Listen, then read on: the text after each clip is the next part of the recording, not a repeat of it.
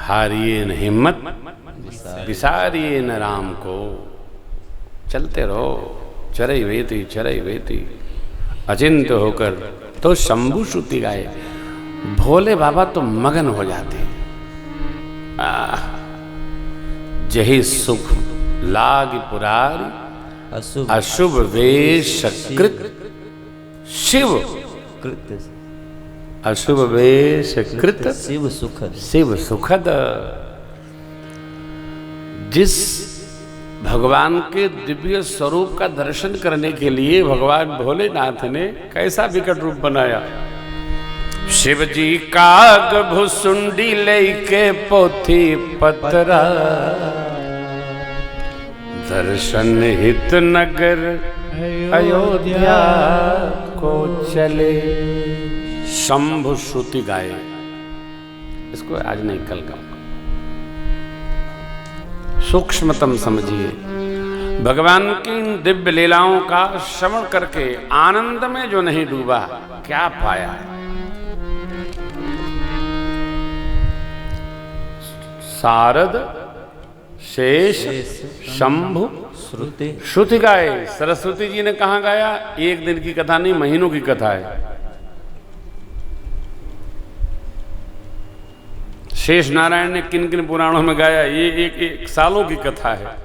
शिव जी ने कहाँ कहाँ गाया, ये अलग कथा है। वेद भगवान में तो बिखरा पड़ा है रामचरित्र। भगवान के स्वरूप का तो वर्णन है, सहस्त्र शीर्षा पुरुषा सहस्रपादाकृश उर्वा आदि आदि। तो ये जानना और समझना, लेकिन हम आप बाल बुद्धि हैं, जिनका मन इनमें नहीं रमा, भगवान ब्रह्मा ने उनको विशेष सुख से वंचित कर दिया। अब भगवान के कुमार अवस्था का अनुशासन प्रारंभ होता है। भये कुमार जब ही सब भाता, भये कुमार जब सब भ्राता, दीन जनेऊ गुरु प्रीतमा, दीन जनेऊ गुरु प्रीतमा। गुरु गृह गए पढ़न रघुराई, गुरु गृह गए पढ़न रघुराई। अल्प काल विद्या सब आई, अल्प काल विद्या सब आई। माँ ने पूछा ये क्या? बाबा बोले,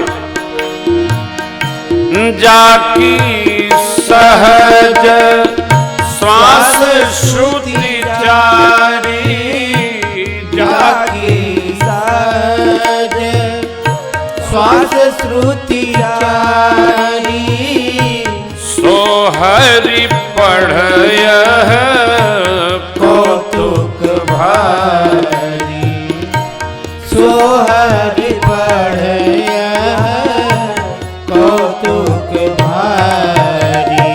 हे विद्या विनय निपुण गुणशीला, विद्या विनय निपुण गुणशीला।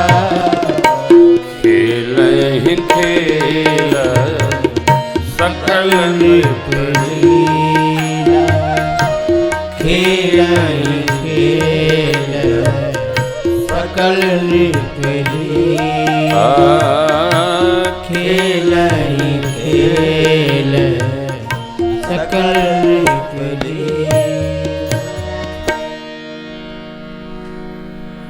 जब कुमार अवस्था आई,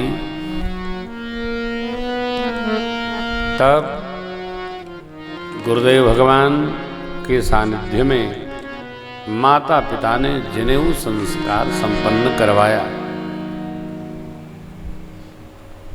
राम जी क्षत्रिय वंश में जन्म लिए, प्रकट भये,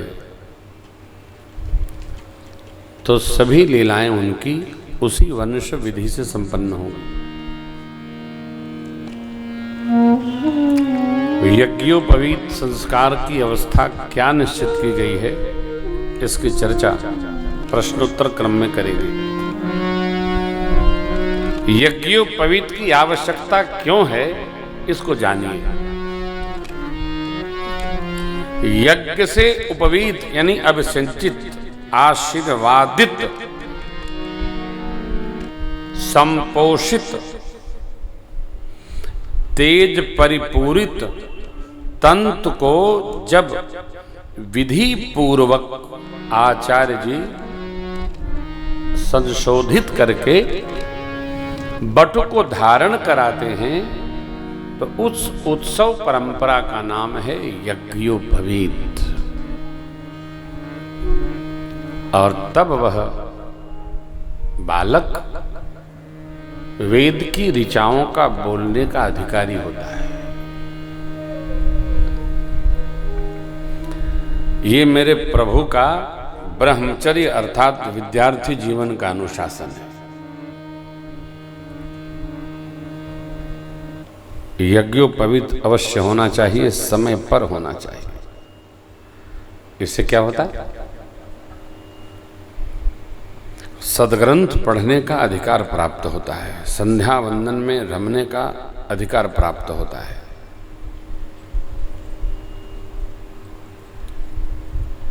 यज्ञोपवीत के समय आचार्य ब्रह्म गायत्री मंत्र की दीक्षा प्रदान करते हैं। उसको जपने से तेज की अभिवृद्धि होती है, विवेक को दिव्यत्व की प्राप्ति होती है, जीव बोध में उतर जाता है। भगवान यज्ञोपवीत पश्चात गुरुकुल में प्रातः स्मरणीय गुरुदेव भगवान वशिष्ठ जी के दिव्य गुरुकुल में अध्ययन करने के लिए प्रस्तुत हुए। गुरुगृह पढ़न रघुराई, अल्प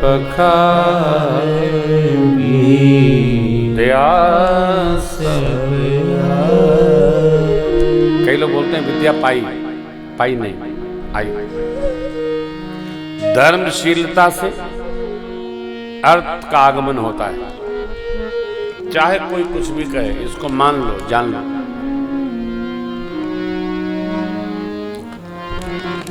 संस्कार में रहने से सद्विचार का आगमन होता है।